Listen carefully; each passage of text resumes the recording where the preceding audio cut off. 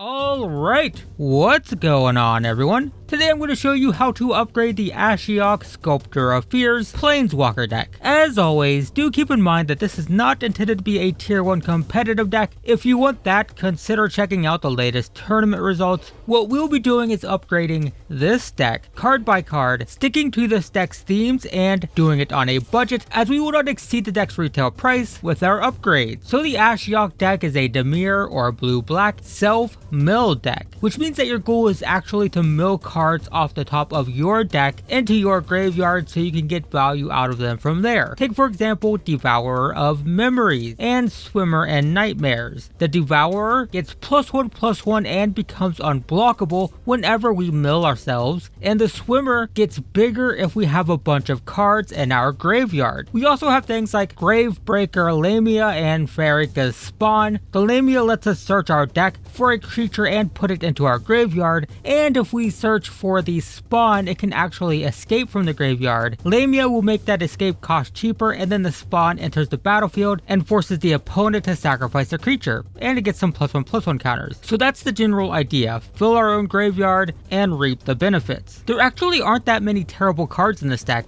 but there are just a lot of really suboptimal ones. Things like Elite Instructor is, it's okay, but there are better options. And Final Death is really expensive for a removal spell. I mean, compared to E2 Extinction, for example, they both exile, but the E2 Extinction does it for 1 mana less. It can also target Planeswalkers, and it basically lets us surveil as an added bonus. So yeah, that's the idea here. We're going to be taking out cards like Final Death, and we're going to be replacing them with much more powerful cards, and of course we'll be doing it on a budget. Oh, and before we get started, if you haven't noticed, I'm using card images from Magic Arena because there aren't high resolution scans of those cards on the internet yet, so apologies for that. Alright, so anyway, first off, we're taking out 3 Towering Wave Mystics for 3 Mire Tritons. This might seem worse at first, but it's such a huge improvement. So they're both 2 mana 2/1s, but the Mire Triton only self-mills the turn it enters the battlefield, whereas the Mystic does it every single time it deals damage. But that death touch on the Triton is so important. This deck tends to need a few turns to set up, so the fact that it deters the opponent from attacking or just flat out kills a creature by blocking it is super important for this deck. We just need, that little bit of time. Plus it gains some life, so that's some more,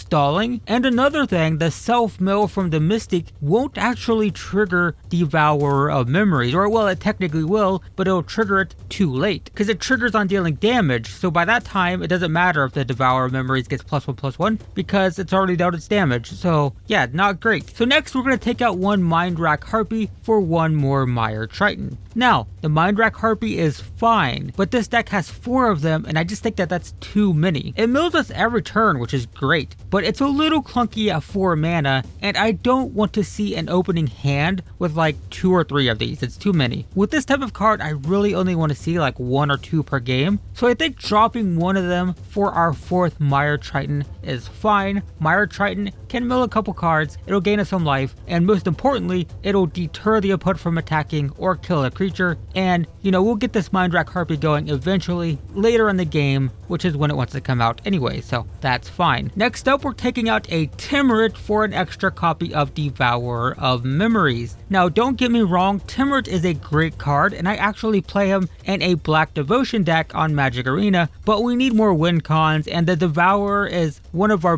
best. I will say that Timurit is great at stalling, which is also what we want to do, because he tends to have a bunch of toughness, and the fact that he can eat our opponent's graveyard and gain life, it's decent. But I want more win cons, I want to be more aggressive. Churning through all these cards doesn't give us any value if we don't have payoffs, and Devourer is one of our payoffs, so I think it's worth the trade. However, I would definitely save the Timurit for like some kind of Black Devotion deck or something like that, because it's a great card in mono black for sure. And then we're going to be taking out 1 Swimmer Nightmares for our 4th copy of Devourer of Memories. So the Swimmer is kind of a trap. It sounds great, right? because, you know, it has the possibility of being a 3-mana 4/4 that is unblockable, which is great. But the problem is we're going to be draining our graveyard quite a bit for the escape mechanic. So even though we're filling our graveyard, we're also emptying it. So don't get me wrong, you will 100% win a game every once in a while by beating down with a swimmer, and it'll be great to attack for 4 unblockable damage when we have Ashiok in play. So don't get me wrong, yeah, there's potential for it to be good. I just think that more often than not, it's just going to be a 3-mana 1/4 with no abilities basically. So seems good, but it's one of those cards that's really good like 7% of the time, and 93% of the time, not so great. So yeah, I would just rather have Devour Memories because it's pretty much always going to be good. It's also kind of what we're doing. So yeah, let's go with that. Next, we're going to take out the 2 final deaths and replace them with 2 Enter the God Eternals. This card is so good in this deck. I love it so much. It's super satisfying. It's so fun to cast. It's great. So it only deals 4 damage, so it can't necessarily kill everything, but it can kill pretty big creatures, including Questing Beast, which is an important one, and it does so much other stuff. First off, you gain 4 life, or technically you gain the amount of life equal to the amount of damage dealt, which is gotta be 4. So once again, great for stalling the game. It'll kill a creature and gain 4 life. Really good, allows you to set up. You also get to make target player put the top 4 cards of their library into their graveyard. We're going to be targeting ourselves with that. There we go. We have creature removal, we have life gain, we have self-mill. And then to top it all off, we also get to amass 4. So we get a 4/4 beater out of it as well. Pretty cool. There's a ton of value here. This card's really great in this deck. The fact that we get to kill a creature, gain life, and self-mill is already pretty great. And the added benefit of just having a 4/4, not bad. So yeah, this card's great. Leads to some pretty massive blowouts from time to time. I love it. Also, I mentioned Eat to Extinction earlier in the video. This card is also great in this slot. Like I mentioned earlier, it does the exact same thing for 1 less mana, and it can target Planeswalkers, and it also basically allows us to surveil, so we can kind of filter our draws and potentially put a card in the graveyard. So yeah, Eat to Extinction also perfectly great. So if you have one of those, feel free to just add that instead. Works great, no problem. Great card, definitely an improvement. But man, I just really like Enter the God Eternals. It's just really fun and satisfying to play. But you know, Eat to Extinction also strictly better. No reason not to play it if you have one. Next, we're going to take out 2 Elite Instructors for 2 Merfolk Secret Keepers. So the Instructors don't actually do exactly what we want. They let us draw and discard, which is nice, don't get me wrong, that's great. But that doesn't actually trigger those Devourers, because we're not putting a card from the top of our library into our graveyard, we're drawing one and then we're discarding. So not the same thing. So even though yes, we do technically get a card in our graveyard, just it's not exactly what we want to do. So the Secret Keepers make a lot more sense here, because we can venture deeper and get 4 cards into our graveyard, which is pretty much enough to activate any of our escape creatures, and then we can cast it as a wall to block for a few turns while we set up. So once again, we have a stalling tactic. Remember, I mentioned that earlier, time is important with this deck, and we really want to stave off early game threats. So the Secret Keepers help us fill our graveyard in the early game, and the fact that it can be a 0/4 that can brick wall like a Gutter Bones or something like that is also great. So I think this works really well in this deck. So next up, we're going to take out 1 copy of Sleep of the Dead for 1 more copy of Merfolk Secret Keepers. And I actually really like Sleep of the Dead, don't get me wrong, but I found in testing that we don't really need more than 1 or 2 of them, because remember, this has escape. So once it's in the graveyard, we can cast it over and over and over again, so long as we can get cards in the graveyard. So honestly, with more mill, we'll have a better chance of getting it into the graveyard in the first place, and then we can cast it as much as we want, and we only need 1 anyway. So I'm perfectly happy to go down 1 for an extra copy of the Secret Keepers. The deck has 3 Sleep of the Dead. I think going down to 2 is fine, and going up to 3 Secret Keepers makes a lot of sense. And now, this is where things get spicy, because we're going to be taking out the last 2 copies of Swimmer Nightmares for 2 copies of Creeping Chill. Oh man, this card is so good in this deck, and it's so fun too. So it costs 4 mana and it only deals 3 damage and gains 3 life, which by itself is pretty terrible, but if it goes to our graveyard while we're milling, we get to cast it for free. So basically it creates a 6-point life swing if we just so happen to hit it. So I had this happen in a test game, and I'm so sad that I wasn't recording. Remember earlier when I said that Enter the God Eternals was really good against, you know, like Questing Beast? So imagine a scenario, I'm facing down a Questing Beast,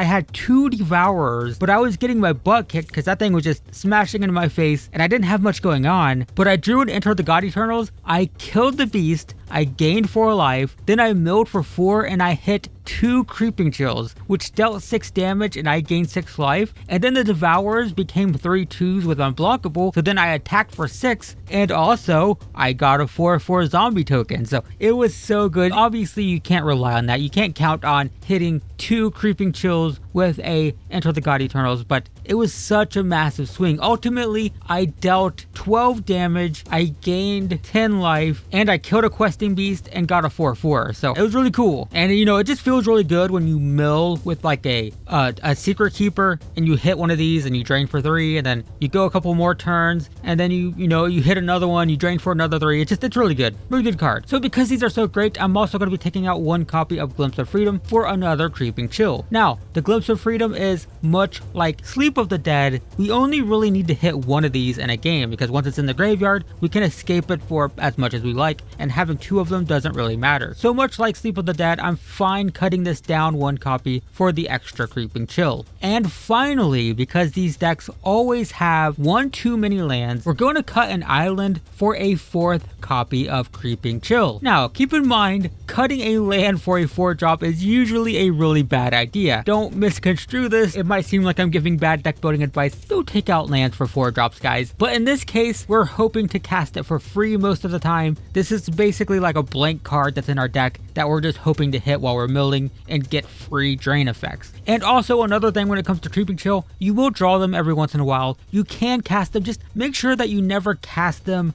if you have something else to cast. This is like the last card you want to cast if it's in your hand. You want to progress your board and you want to interact with your opponent and keep to your game plan. This card, casting it's not what we're trying to do. So if it's in your hand, just put it in the back of your hand and you can cast it later when it's like the last card in your hand and you have nothing else to do, because you're really just looking to mill this, and it's perfectly fine to cast if you have nothing else to do, but it's not the first thing that you want to do. The only time you want to cast this if you have other stuff to do is if you're about to die to like a burn deck or something. Anyway, yep, that's the deck. If you want to spend more money on this thing, without question, the mana base could use some improvement. As always, you can add dual lands. Currently, that includes in standard Watery Graves and the Temples, and those would be super nice, but they do cost a little bit of money. But if you happen to have them, by all means, definitely add them. They're pretty great. As for cards we couldn't afford, actually, there wasn't really a problem with this time around. The biggest problem I had while upgrading this deck is just having too many cool cards that I wanted to add and not having enough room. For example, instead of focusing on the Devourers like I did in this build, you could instead focus on escaping with things like Woe Strider, Gravebreaker Lamia, Farrakhan Spawn, stuff like that. The Lamia reduces the cost of escaping and allows us to search for creatures with escape. Technically you can search for anything, but ideally you're going to search for something that can escape from the graveyard, and this is better suited for like a more mid-rangey control deck. Like if you fill your deck with a bunch of control spells, so like the first 4 turns, you're just going to kill your opponent's stuff, you're going to counter their spells, you're just going to play a control game, and then in the late game you can start gaining value. Because if you think about it, like if you play a Gravebreaker Lamia, you get that Farrakhan Spawn for free. Basically it's a free card in your graveyard. Then if you can cast it and force them to sacrifice, you're basically 3 for 1 your opponent. You got a free creature out of it that then forced your opponent to sacrifice. So that's a lot of like really good mid-rangey value. That makes a lot of sense for like a deck that's trying to stall out early and then grind out value in the late game. So totally possible. You could build this deck completely differently. And I did mess around with this a little bit. I ultimately like this more kind of tempo-y feel with the Devourers, but that's totally possible. And another thing is the Titans, and Uro in particular seems great. Being able to gain life, being able to put lands into play, even if we don't need to, like it's pretty great, and we always have enough to escape with it. But the escape cost is really scary. That double blue, double green, not gonna be consistent unless you have a ton of money in the mana base. You're gonna need tons of dual lands to be able to cast that consistently, and yeah, I don't know if it's a great idea, but it's an option. Anyway, that's it, guys. I guess that's the deck. By no means should you expect to win a pro tour with this, but in my opinion, it's definitely significantly more powerful than what we started with, and it definitely didn't cost a whole lot to get here, so that's nice. If you like this video and want to see more like it, I have an entire playlist dedicated to these Planeswalker deck upgrade guides, and you can find a link to it in the description description below. If you find these videos helpful and you want to support this channel, please consider using my affiliate link below. Clicking it before you buy anything on Amazon will give me a small kickback, and it will not cost you anything extra, so it is a perfectly free way to support the channel if you want to. But yeah, in the meantime, thanks for watching. I hope this video was helpful, and I will see you in the next one.